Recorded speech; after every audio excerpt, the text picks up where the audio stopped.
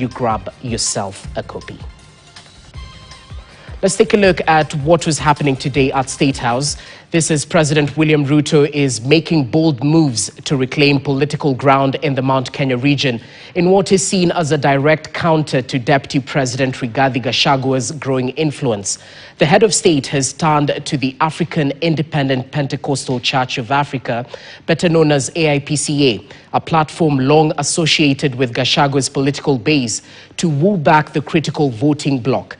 As Jeff Kirui reports, the president on Tuesday hosted a high-level power delegation of AIPCA leaders at State House, Nairobi, a strategic meeting coming at a time when the ruling Kenya Kwanza alliance is under pressure to rekindle its dwindling ties with the Mount Kenya region. Listen in.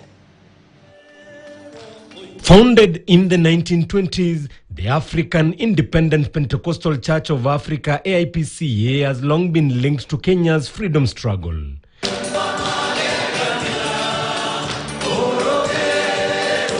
With its strong roots in the Mount Kenya region, the church has historically served as a bridge for politicians seeking power, perhaps explaining why President William Ruto convened a meeting with the AIPCA leaders on Tuesday.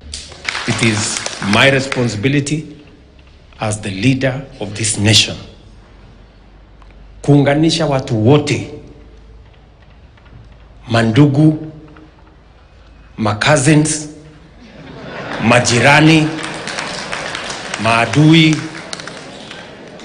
wote ni waunganishe watu wawe ni watu wa taifa moja, taifa lake. The move comes amid heightened political tensions as his former deputy intensifies efforts to weaken the government's grip in the vote-rich mountain. And the Bible says, wenye watatoka kwa njia ya ukweli, wapembelezwe kwa amani na kwa utulivu. Therefore we know you as the father to this nation, that utawashughulikia kwa upole na kwa utulivu. And that we can live in a country, we mothers, we only want to have peace for our children and for ourselves. Obedient brings favor.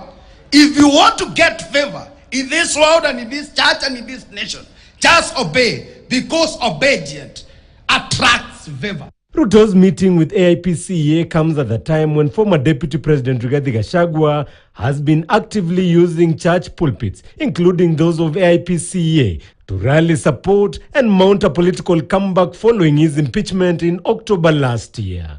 The members of parliament from this community will have a whole chapter of the most foolish leaders ever elected in the Mount Kenya region. William Ruto akimwambia kwenda kupitisha finance bill, mnaenda mnapitisha. Akimwambia ni mbaya, mnasema yesa. Akimwambia kwenda fukuza deputy president, mnaenda mnafukuza. The president has lately been hosting religious leaders in what appears to be efforts to mend fences with the church in his unity push. Serikali ya Kenya sio lazima wengine wawe nje ndio wengine wawe ndani.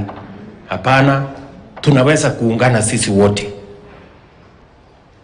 Na hiyo ndio bidii mimi niko nayo. President William Ruto became president in 2022, riding on the crest of the Christian vote. But midway his term, the ruling regime fell out of favor with a section of the clergy. The most notable rebuke came from the Catholic bishops in November last year, who accused the government of promoting a culture of deceit and failing to deliver on its promises. Jeff Kirui, KTN. Now the